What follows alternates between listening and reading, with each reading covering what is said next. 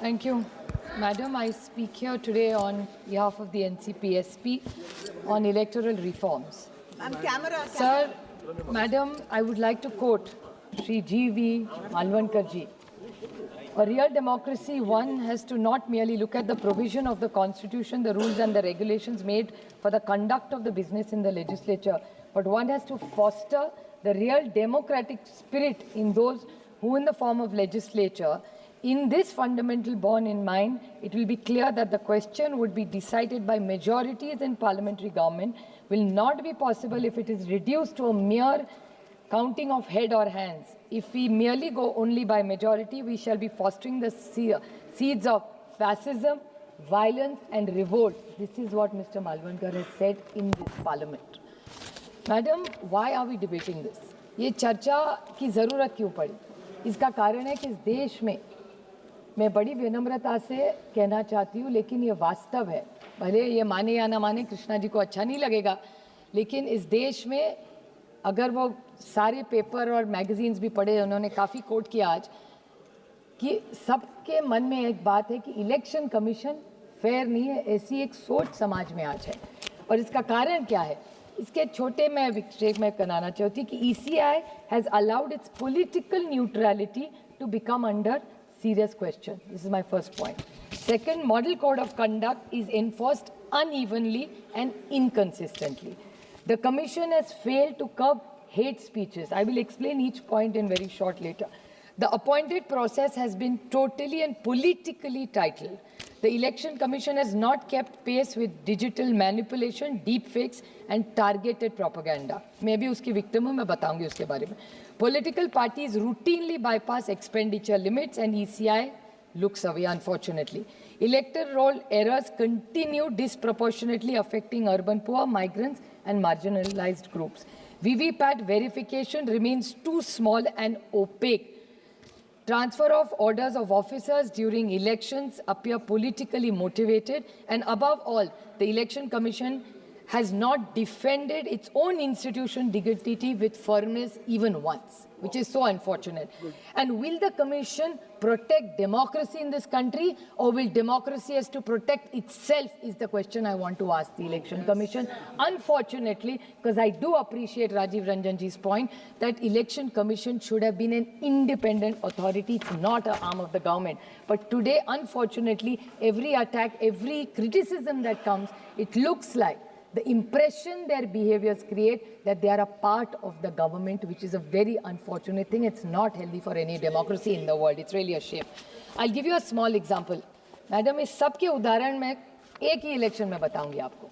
Election fair होना चाहिए, सबकी बात है. What is B.R. Ambedkar ji said? बाबा साहब ने कहा है, I didn't give a weapon to my people, I gave a right to vote instead. Now it is in their hands whether to live like a legend by fighting or becoming a slave by selling it. This is B.R. Ambedkar जी का coat है sir. और तब उन्होंने कहा था, उनको पता भी नहीं था इस देश ऐसे आगे बढ़ेगा. हमारे यहाँ मैडम पंचायत की इलेक्शन हुई है, यहाँ मस्के जी भी बैठे हैं, आप वेरीफाई कर सकते हैं. जो मैं आरोप नहीं कर रही हूँ, मैं वास्तव कह रही हूँ, पूरी चीज़ मैं ऑथेंटिकेट कर सकती हूँ. मैंने लाया है सब कागज मेरे साथ. क्या हुआ? पहले पंचायत में इतनी बड़ी सरकार आई, मैं नहीं कह रही हूँ, इनका कहना है कि मैं भी उसी मशीन पे चुन के आई हूँ, तो मैं VVPAT ECI किसी पे नहीं बोलूँगी, क्योंकि मेरा कहना है अगर वो मशीन में गलती है तो मेरे से शुरू करिए, क्योंकि मैं 4 बार चुन के उसी मशीन के कारण आई हूँ. So I am not speaking against the machine, I am making a very limited point and with great expectations from the Bharatiya Janata party, जिसको इतना बड़ा मैंडेट महाराष्ट्र में मिला. कैसे मिला उसके बारे में बाद में जाऊँगी, लेकिन मैं पूछना चाहती हूँ उनको कि इसी इलेक्शन कमीशन में न्यू पंचायत, नई सरकार, 200 MLA आए आउट ऑफ 288, सुप्रीम पावर. कौन पूछ रहा है उनको वहाँ? सब तो इन्हीं के सत्ता है, LOP भी नहीं है वहाँ. इतनी उनको भरोसा महाराष्ट्र की जनता दिया नहीं दिया कैसे हो, वो तो अलग, वो आज चर्चा की बात नहीं है. लेकिन मानिए कि पूरा फेयर हुआ इलेक्शन, 200 MLA आ गए. उसके बाद जो पंचायत का इलेक्शन हुआ, पहली बार महाराष्ट्र के इतिहास में ऐसे हुआ है कि पहले फॉर्म में गड़बड़, उसके बाद विड्रॉल में गड़बड़, उसके बाद आरक्षण में गड़बड़, उसके बाद कैश मैंने नहीं पकड़ा. यहाँ जो बैठी हुई है उनके जो मित्र पक्ष है, उनके ही एक MLA ने, उनके ही MLA बीजेपी के एक MLA के साथ वो उन्होंने आरोप किया, और शिवसेना जो मस्के जी उसके पार्ट है, उनके एक एमएलए ने घर में गए, किसके? भारतीय जनता पार्टी के, भारतीय जनता पार्टी के एक नेता के घर में गए और उन्होंने हार्ड कैश पकड़ाया, जो हर चैनल ने दिखाया। मैं आरोप नहीं कर रही हूँ, ऑथेंटिकेट पूरा कर सकती हूँ। हार्ड कैश, और ये एक एग्जाम्पल नहीं, ऐसे 10 मैं आपको बता सकती हूँ। तो पैसा भी बांटा गया। उसके बाद जिस तरह से भाषण करे, हमारी तो इलेक्शन कमीशन महाराष्ट्र में तो है ही नहीं मैडम, है होगी तो हमें तो पता नहीं कहा है। हम जाते मिलते, नील बाय माउथ होता है ना, जिप, उन्होंने मौन व्रत रखा है, एक चीज नहीं बोलते। उसके बाद वायलेंस, महाराष्ट्र के इतिहास में आज तक कभी भी वायलेंस नहीं हुआ है, लेकिन बंदूकें भी दिखाई गई। किसने किसको बंदूक दिखाई मुझे नहीं पता, वो तो होम मिनिस्टर हमारे महाराष्ट्र के माननीय मुख्यमंत्री बता सकते हैं। लेकिन गाड़ियां तोड़ी गई, पत्थर फेंके गए, बंदूक निकाली गई। ये कौन सा राज्य है? ये है ट्रांसपेरेंट इलेक्शन। और उसके बाद ईवीएम के लॉक भी तोड़े गए, और ये सारा टीवी पे दिखाया। मैं आरोप नहीं कर रही हूँ, यहाँ मस्के जी भी बैठे, श्रीकांत शिंदे जी भी बैठे, उसी सरकार के पार्ट है, इनके ही लोगों ने ये सारे, मैं फिर से बोल रही हूँ मैडम, फॉर्म में गलती, विड्रॉल में करप्शन, आरक्षण में गड़बड़, कैश बांटा गया। मैं तो प्रधानमंत्री जी से विनम्रता से कहना चाहती हूँ कि आप देश को एक दिशा देख रहे, आप ही की सरकार महाराष्ट्र में कुछ और ही करे जा रही है। नोटबंदी का मैडम आपको याद होगा, इसी हाउस में हमने नोटबंदी पास की। प्रधानमंत्री की क्या इच्छा थी कि इस देश से काला धन निकाल देंगे, पूरा जो भी होगा कैशलेस इंडिया हो जाएगा। अभी तक सरकार, मुझे अभी तक तो पता नहीं, मेरे दोस्त है शिव कुमार उदासी अभी हाउस में नहीं है, लेकिन उन्होंने सवाल किया था, तब मुझे चैलेंज किया था कि नोटबंदी में पैसा कितना गिनते, आज तक किसी को देश में पता नहीं कितना कैश आया इस देश में। तो ये कैश इनके पास, आपके पास नहीं है, हमारे किसी के पास कैश नहीं, बीजेपी के पास कैश से कैश मिला, और छोटा नहीं, बैग में नहीं मैडम, सूटकेसेस में मिला है, उसके वीडियो आए हैं। इसकी इंक्वायरी कब लगाएंगे? मैं मांग करती हूँ इस सरकार को कि ईडी और सीबीआई की इंक्वायरी हो और जांच हो, ये कैश कहाँ से आती है। अगर ये कैश सरकार छाप नहीं रही है, डिजिटल इंडिया हो रहा है, तो इतना सारा कैश महाराष्ट्र में कैसे पकड़ा जाता है? कि ये खोटी झूठ वाली नोट है कि कौन सी नोट है, कि नेपाल से है, ये पता नहीं है। इसकी तो इंक्वायरी होनी चाहिए। This is a issue of not national, international, this is a big racket going on. और सिर्फ आरोप मैं नहीं कर रही हूँ, ये भी बैठे हैं यहाँ, इनको पूछ लीजिए आप, आपके मित्र पक्ष है, उन्होंने पकड़ा है। मैं तो उनको, राणे साहब शायद नहीं है, राणे साहब का बेटा नीलेश राणे हमारे साथ सांसद रहे, मैं ऑन रिकॉर्ड, भले वो शिवसेना में हो आज, लेकिन मैं उनका बहुत, उन्होंने जो किया उसका स्वागत करती हूँ। ये देशभक्ति का उदाहरण है, तो ये उदाहरण है देशभक्ति का नीलेश जी। वो भी सत्ता पक्ष में हो, फिर भी देश के लिए कैश पकड़ा गया, और इतना भी नहीं किया, वहां टीवी लेके गए, पूरे देश को दिखाया कि देखो बीजेपी क्या कर रही है। मैं नहीं कह रही हूँ, वो कह रहे, मैं तो सिर्फ कोट कर रही हूँ, मैं नहीं आरोप किसी पे कर रही हूँ, मैं सिर्फ कोट कर रही हूँ। मैं सिर्फ पूछना चाहती हूँ कि बड़े लोगों ने कहा की बारामतीचं बोला ना तुम्ही माझ्यानंतर, झाला असेल तर माझ्या इलेक्शनमध्ये नाही, आमच्याकडे पैसेच नाही, आम्ही कुठून वाटणार। बट मैं पूछना चाहती हूँ कि बहुत सारे लोगों ने कहा कि जो इलेक्शन कमीशन का कॉम्पोजिशन होना चाहिए, उस पर मैं बोलना चाहती हूँ कि बात सही है कि 70 साल में, कृष्णा जी की आभारी हो कि 70 साल में कुछ नहीं हुआ, उन्होंने आज पूरा साफ कर दिया कि 70 साल में सबका कंट्रीब्यूट। मैं भी कहती हूँ 10 साल में इसी भी सरकार ने कुछ ना कुछ अच्छा किया है, मैं कभी नहीं कहूँगी 10 साल में आपने क्या किया। सिर्फ गलतियां निकालने के लिए हम नहीं है, इलेक्शन रिफॉर्म्स के लिए हम सब सोचेंगे, और देश के हित के लिए, अगली पीढ़ी के लिए कुछ अच्छा करेंगे हम। इसी के लिए तो यहाँ चुन के आते हैं, एक दूसरे के लिए सिर्फ टिप्पणी करने के लिए नहीं आते हम यहाँ, ये क्रिटिसिज्म के लिए नहीं आते। लेकिन अगर पारदर्शिता से जो भी इलेक्शन कमीशन हो वो फेयर हो, जस्ट है, इतनी हमारी मांग है।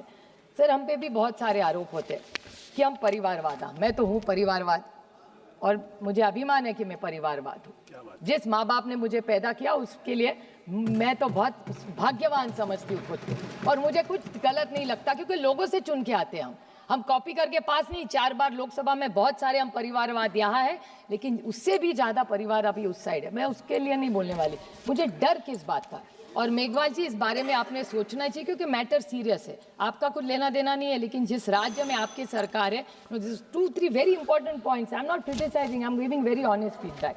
मैडम आप सोचिए, लोकल बॉडी का इलेक्शन हुआ, लोकल बॉडी के इलेक्शन में आप सब चाहते हैं ट्रांसपेरेंट और फेयर इलेक्शन हो, मैं आपको 20 नाम नहीं पढ़ूंगी, 3 पढ़ूंगी, बाकी के टेबल करूंगी आप, अगर आप परमिशन दे तो। लेकिन यहाँ हमारे यहाँ इलेक्शन हुआ ही नहीं, और यहाँ पूरा चुन के कौन आए, this is very interesting madam. यहाँ जो चुन के आए वो सारे परिवारवाद वाले। अब देखिए, आप सोचिए, अब बिना इलेक्शन, मोदी जी सबसे विश्व गुरु, सबसे पॉपुलर है इस दुनिया में प्राइम मिनिस्टर, उनके खिलाफ भी कोई ना कोई भले हारे पर लड़ता तो है ना। एक लोकतंत्र में सशक्त लोकतंत्र होगा, कितने भी आप अच्छे, एक तो विरोधक होना चाहिए ना। यही तो बाबा साहब ने हम सबको सिखाया है, अपने संविधान ने तो यही कहा है। मोदी जी भी कहते हैं, रंजन जी अभी तो कह, राजीव रंजन जी कह रहे थे कि विपक्ष होना चाहिए, मोदी जी की भी इच्छा है, तो एक तो विरोधक होना ही चाहिए। लेकिन महाराष्ट्र में क्या हुआ, पूरी लिस्ट है मैडम, आपने घंटी बजाई तो नहीं पढ़ूंगी, 3-4 नाम। जामनेर नाम की जगह है, साधना महाजन, कौन है ये? अच्छा है, मुझे बहुत अच्छा लगा, एक औरत बन रही है अनिल अपोज, बड़ी अच्छी बात है। लेकिन उसका एंगल ऐसा है कि ये परिवारवाद प्रोडक्ट है। Minister, cabinet minister Girish Mahajan wife, Bhusawal Rajni Sawkare, Sanjay Sawkare cabinet ministers wife, Khamgaon Aparna Phundkar, minister Akash Phundkar भाभी, then Dondaicha mister Rawal, minister Jaykumar Rawal's mother, Yavatmal Priyadarshini Uke, minister उके's daughter, Yavatmal, फिर चिखलदरा चीफ, वो छोड़ दीजिए, अभी मुख्यमंत्री के खिलाफ नहीं बोलेंगे, छोड़ देंगे। 40गांव प्रतिभा चव्हाण, वाइफ ऑफ मंगेश चव्हाण, धामणगांव, सारे हैं ये सारे मैडम, इलेक्शन हुआ ही नहीं वहाँ, अनअपोज्ड हो गए, और वायलेंस भी हुआ है, ऑन रिकॉर्ड बोल रही हो। तो अगर बीजेपी, और सारे बीजेपी के हैं, आप सोचिए किसी को फॉर्म भी भरने नहीं दिया, और सारे मंत्रियों की बीवी बहन भाभी माँ है, ऐसे कैसे हो सकता है? एक लोकतंत्र में मेघवाल जी अनअपोज्ड, मैं समझ सकती हूँ, 1 अनअपोज्ड 2 अपोज, 25 अनअपोज्ड हो सकते हैं, ऐसे कैसे हो सकता है? मेघवाल जी आप न्याय दीजिए हमें, बड़ी अपेक्षा से मैं भाषण कर रही हूँ आपके सामने में। परिवार अरे किस बात की लोकप्रियता, छोड़िए, ईडी सीबीआई का उनके साथ निकालोगी ना तो हमारे ही साथ उसमें के 10 है, वही आपके साथ है आज। अभी कुंडली उनसे ज्यादा मैं जानती हूँ उनकी।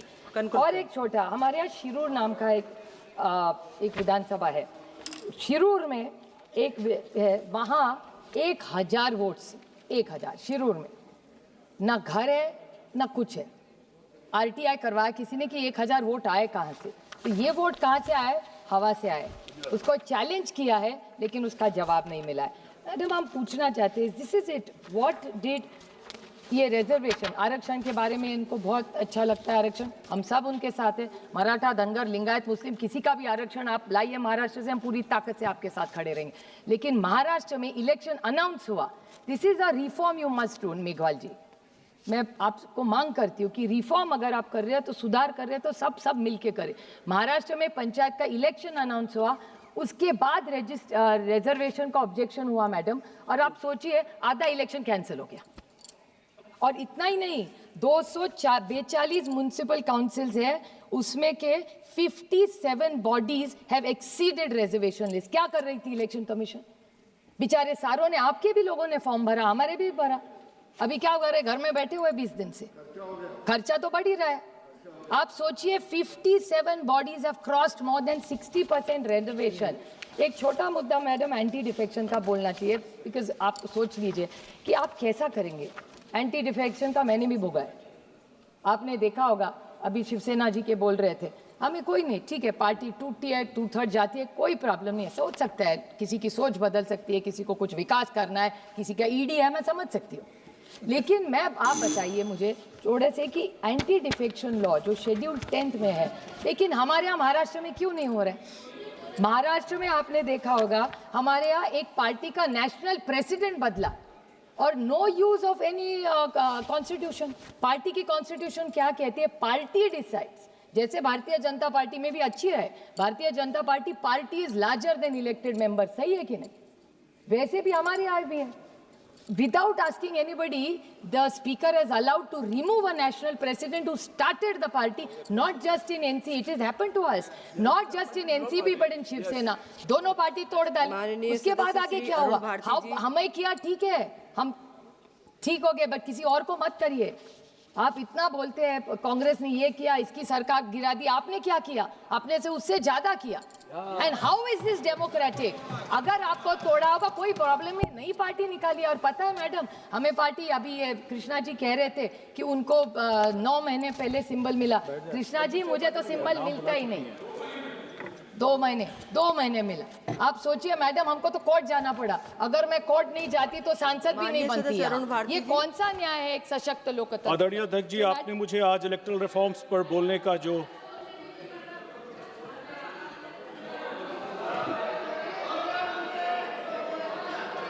थे, देखिए हम भी सरकार में बहुत साल रहे। देखिए, जीत का अहंकार नहीं होना चाहिए और हार का दुख भी नहीं होना चाहिए। एक सशक्त लोकतंत्र अगर रखना हो तो वो नियम कायदे से चलेगा, किसी की मनमर्जी से नहीं चलेगा। ये देश सिर्फ और सिर्फ भारत रत्न डॉक्टर बाबा साहेब अम्बेडकर के संविधान से ही चलेगा। जय हिंद।